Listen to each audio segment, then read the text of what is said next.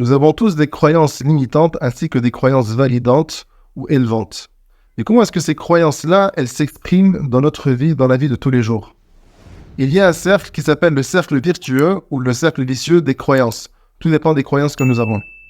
Ce cercle est composé de 3 éléments différents. Le premier, ce sont les croyances. Le deuxième, le comportement ou nos actions. Et le troisième, c'est les résultats en fonction de nos actions. Et il faut savoir que les résultats qu'on va recevoir, qu'ils soient positifs ou négatifs, vont dépendre de nos croyances si elles sont positives ou négatives. Et donc, si ce cercle-là, il va être vertueux ou vicieux, tout va dépendre en fait de nos croyances si elles sont positives ou si elles sont négatives. Si nous avons des croyances qui sont limitantes ou si nous avons des croyances qui sont validantes. Et donc, pour vous montrer à quel point les croyances que nous avons dans notre inconscient, qu'elles soient limitantes ou validantes, sont puissantes, combien elles vont influencer notre vie et surtout les résultats dans notre vie, nous avons donné un exemple.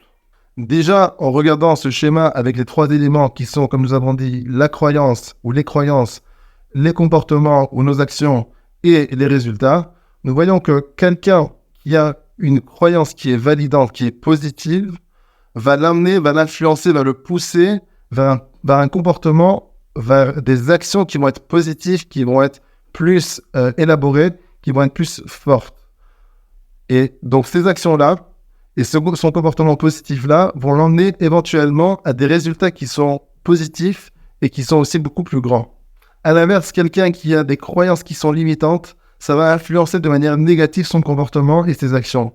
Il aura peut-être moins de motivation, ou tout simplement son comportement sera plus négatif, ou ses actions seront moins élaborées. Et donc quelqu'un qui va avoir un comportement plus négatif, ses actions seront aussi plus négatives, et donc tout ça va mener vers des résultats dans sa vie qui vont être beaucoup plus négatifs.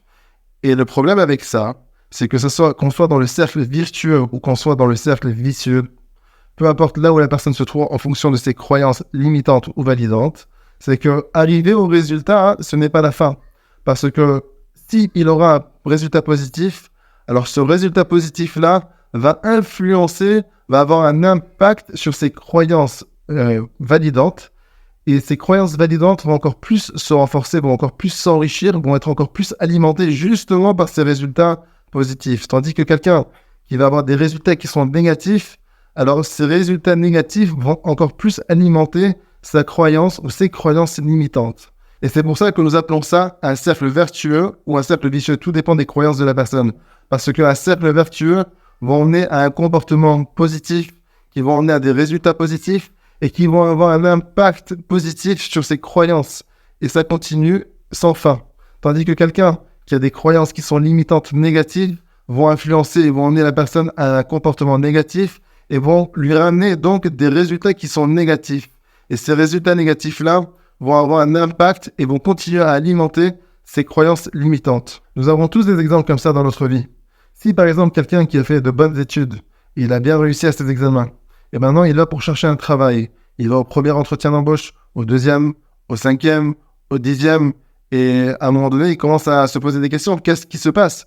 Comment ça se fait que je n'arrive pas à trouver un bon travail? Comment ça se fait que personne ne m'embauche? Pourtant, mes résultats sont bons, même meilleurs que ceux de mes amis. Pourtant, j'ai fait de bonnes études, mieux que celles de mes amis. Alors, comment ça se fait que, justement, moi, je n'arrive pas à trouver un travail, à être pris pour un bon travail, tandis que mes amis qui ont moins bien réussi que moi dans leurs examens et dans leurs études, eux, ils ont réussi à trouver un travail très rapidement. Et là, il faut savoir qu'apparemment, durant l'expérience de sa vie, il a reçu des messages de ses parents, de ses amis, de sa famille, de son entourage, négatifs par rapport à trouver un travail, par rapport à être accepté dans un travail.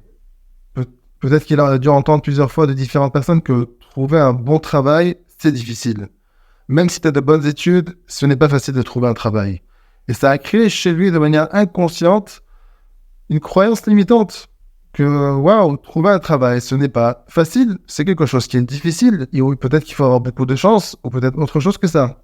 Et donc, cette croyance limitante-là va avoir un impact sur son comportement, qui va faire que, pour une raison ou pour une autre, il ne va pas être accepté à ce poste. Et donc, le résultat, qui sort de ce comportement-là, qui sort de cette croyance-là, va être négatif. Il ne va pas être accepté. Et donc, vu qu'il n'est pas accepté, donc ça va encore plus alimenter sa croyance limitante que vraiment trouver un travail, d'être accepté dans un bon poste, ce n'est pas quelque chose qui est facile. Et ça peut être la même chose dans d'autres domaines aussi. Quelqu'un qui cherche à se marier, et il sort en shidduchim, il sort rencontrer une jeune fille ou un jeune garçon. Et il rencontre la première jeune fille, et la deuxième, et la troisième. Et pourtant, tout a l'air de bien se passer durant le rendez-vous. Et après, peut-être 2 rendez-vous, 3 rendez-vous, ou peut-être même plus que ça. À un moment donné, la fille ou le garçon, à l'inverse, dit non, finalement, je ne suis pas intéressé de me marier avec toi. Qu'est-ce qui s'est passé? Tout allait bien, tout semblait être bien.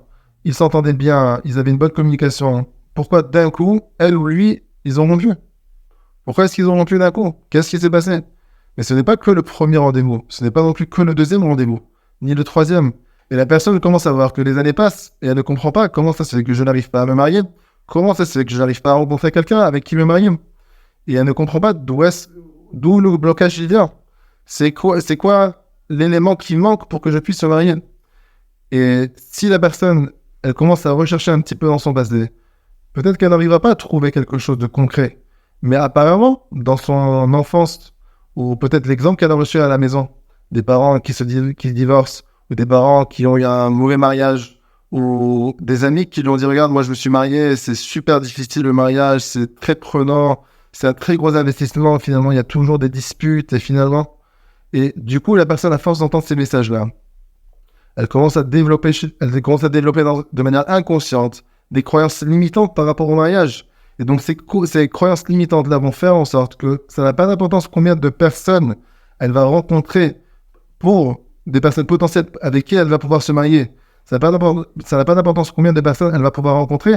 Il y aura toujours quelque chose qui va faire en sorte que ça ne va aboutir à rien. Pourquoi ? Et ça, c'est le résultat qui est donc négatif en fonction des comportements négatifs, en fonction des croyances qui sont limitantes.